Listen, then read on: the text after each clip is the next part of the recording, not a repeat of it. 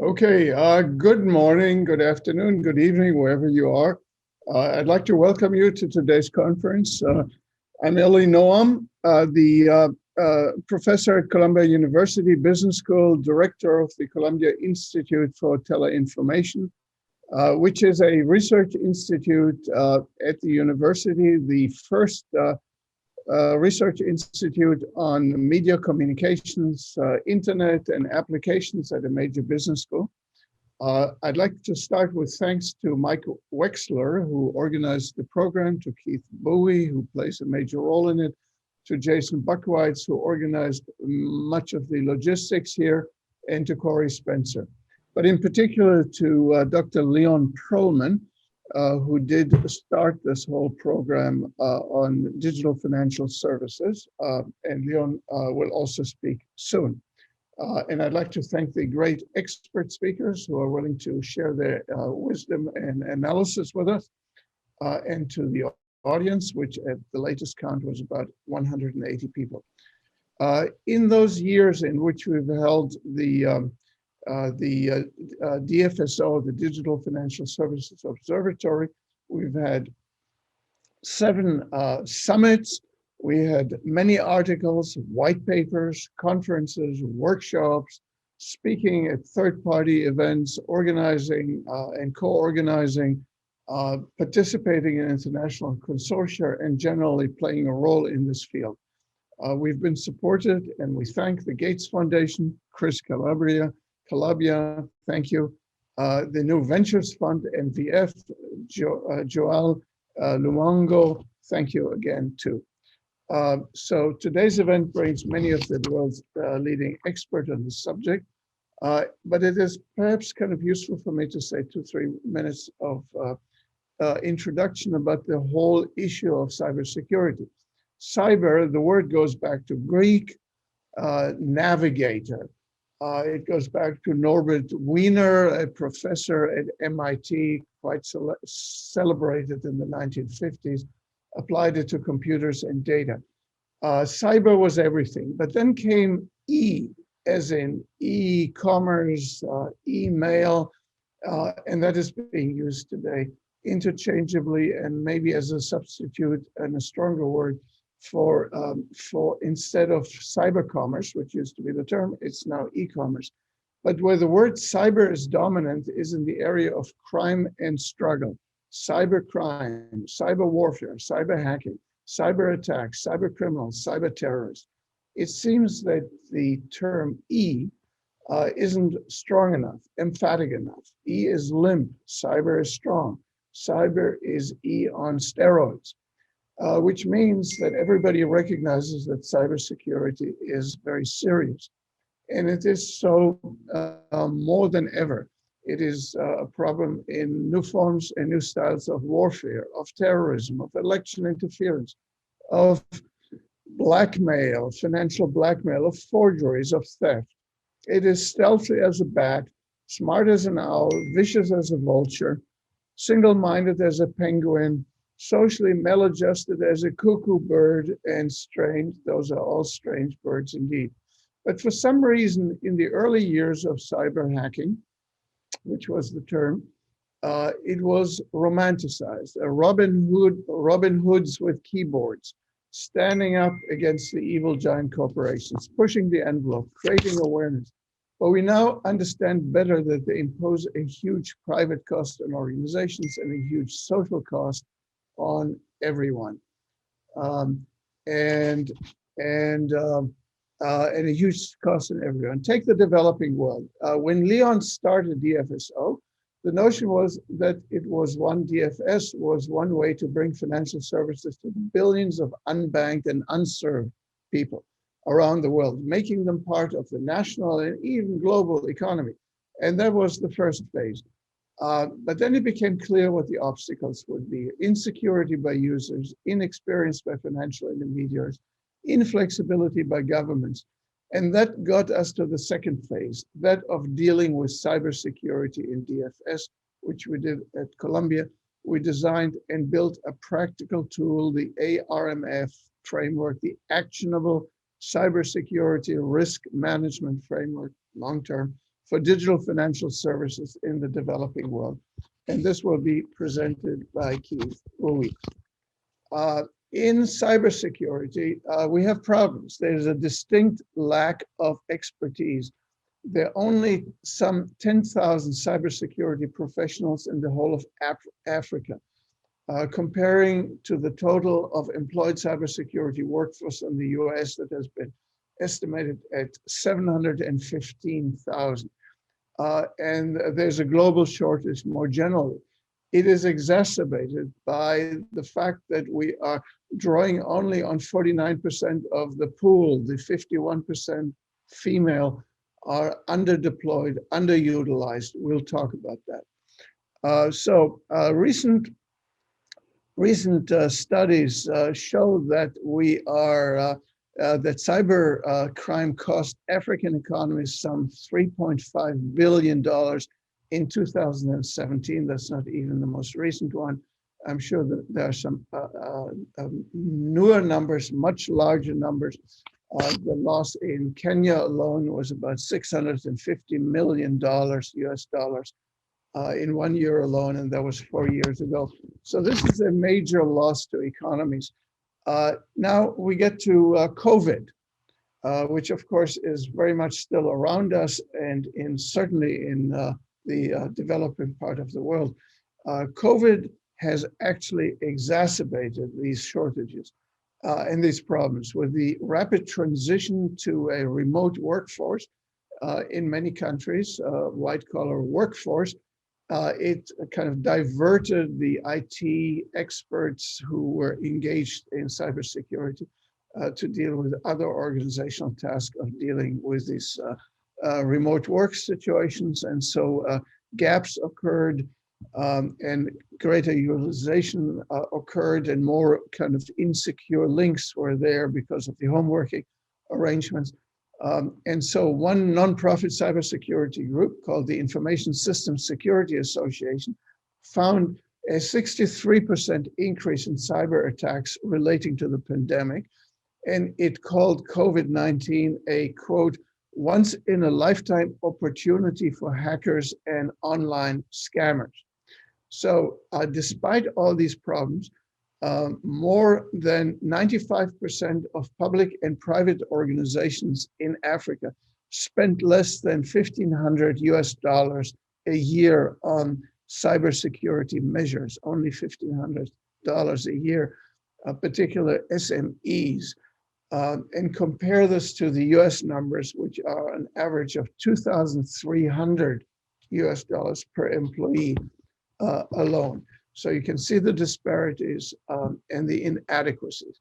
That is the background, and those are some of the topics that we will be discussing today. I'm very pleased that we have this opportunity to talk about this. So many people from so many countries, so many great speakers. I'm really very happy, and I pass this on again to Mike Wechsler.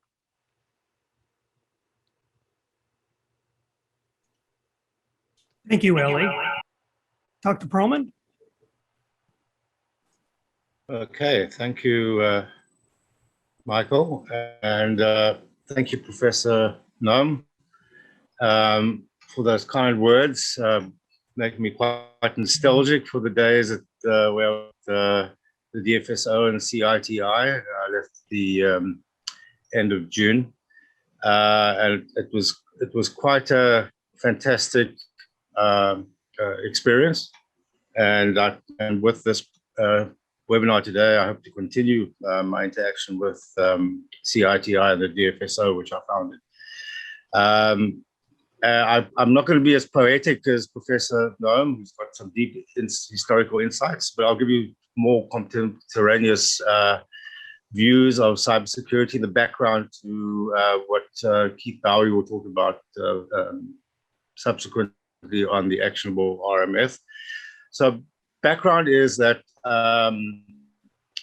in discussions with the Bill and Melinda Gates Foundation a few years ago, we identified a need for concentrating on cybersecurity. The Gates Foundation, in its interactions with its stakeholders, had seen a rapid proliferation of cybersecurity threats and intrusions and loss of funds, as did I in my interactions and travels around the world with especially developing nations. So the RMF, Risk Management Framework, was conceived to concentrate on developing nations. Although, as we'll see, it is as applicable to developed nations because the threats and the threat actors are much the same. In the developing world, there are a number of additional threats, though, that you don't really find them in the developed world to a large degree, and that is primarily on the fact that there's a sort of a tactile interaction with agents and who do cash in, cash out, as well as hacking of the telecommunications network, particularly via Signaling System 7, which is a 1975 era telecommunications protocol that wasn't built with any security, but which is the mainstay of interaction, especially through USSD and SMS, mainstay of the interaction of developing world customers with the service providers. So the cybersecurity risk management framework really is a practice of prioritizing cybersecurity defense measures based on potential adverse impact of the threats they're designed to address. And as I said, there are many, many vectors and intrusions that we see proliferate. So establishing a risk management approach to cybersecurity acknowledges that no organization can completely eliminate every system vulnerability or block every cyber attack. As we've seen with the SolarWinds attack, which is basically through a third party, a massive third party at that, bad actors will find any and every way of intruding and really bide their time until they hit the jackpot. Or they might just do a hit and run.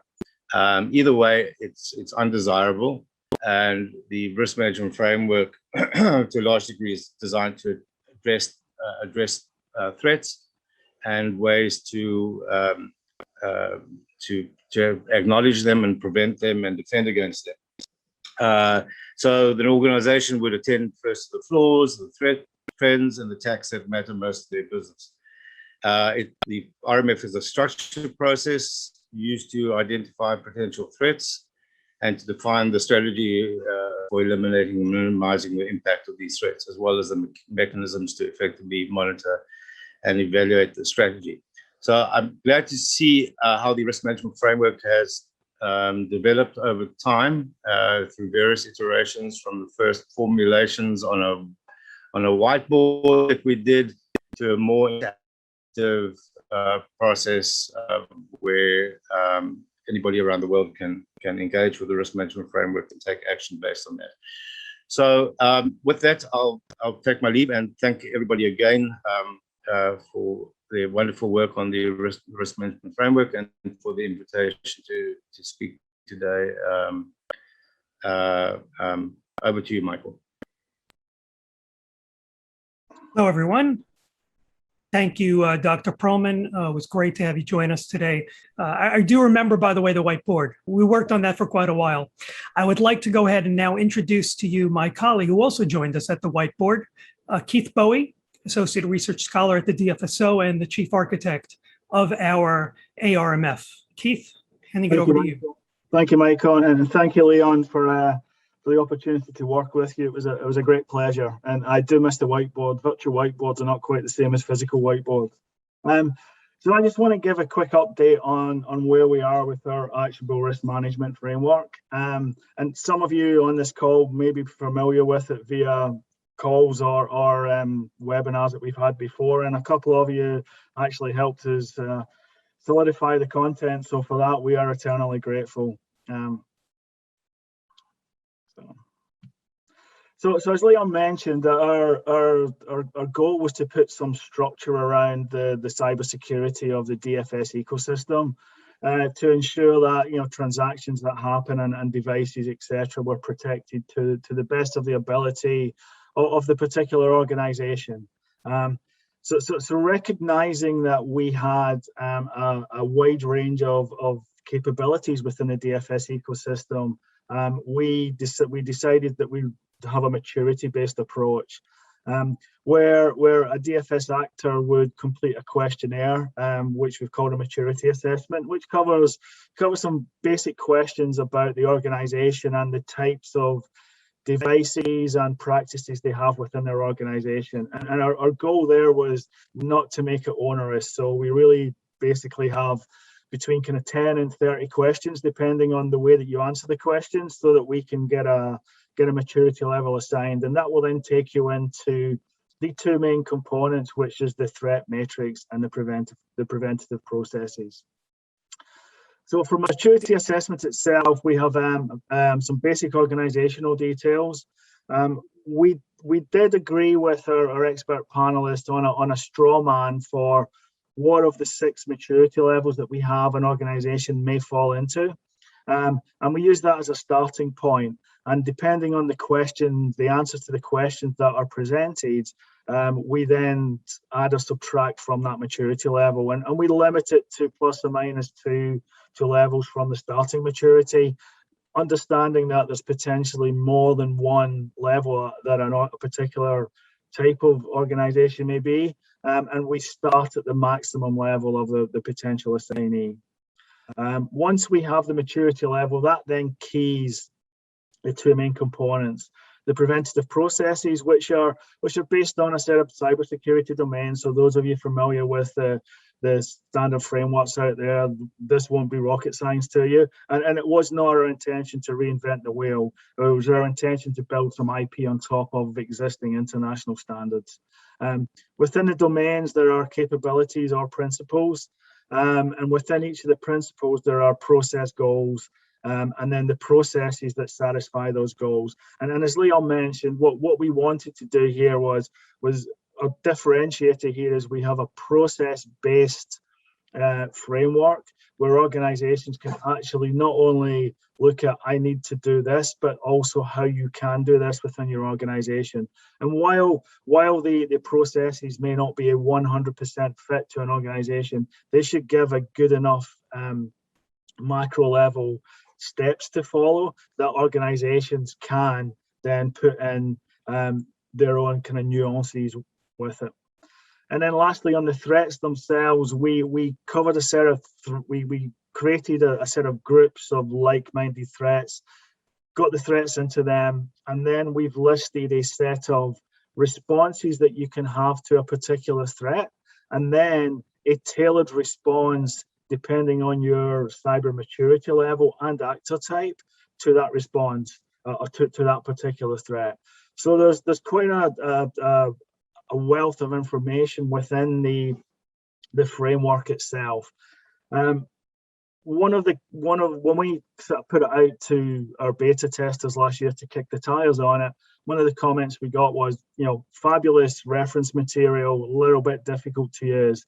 So there was a request to make it a little bit more interactive, which we have spent the last couple of months doing. So what we have done now, we've created a web-based platform, and this is literally the first time a lot of folks might see this, where we've got our main components with some help in here. So we have a start here, which is the introduction to the RMF, and then how to configure the platform itself. We have some documentation help, contacts, etc. We have the maturity assessment, which you would pick your organization type, and then it will take you through the logical question tree to answer the maturity questions. You get the maturity at the back, and then you can go into the preventative processes. So here's a list of our domains. You click on asset management, it will take you into the asset management domain. And within each of these, it will give you the process steps to follow, but more importantly, it will also give an organization the ability to enter their own process steps and potentially attach any evidence that they may want to of successful implementation of these steps. And you can do that as many times as you want. And the same kind of thing for the threat matrix. Here we have the Wi-Fi group. And again, you can put in how you've responded to a threat, evidence of it, etc. And as threats evolve and happen, we would hope that the materials would be kept up to date. So what we'd really like is, people to obviously use the platform and the framework itself. You will get a segregated instance of the platform for your own use, and whoever registers can be the administrator for their organization and add users as and when they want to. And if you would like to take part in this and use it, please send an email to myself, which is kb3171@gsb.columbia.edu, or Michael, which is mw3189@columbia.edu. We hope to see you use it, and we hope for lots of emails after this. So thank you very much, Michael. Hopefully managed to finish on time.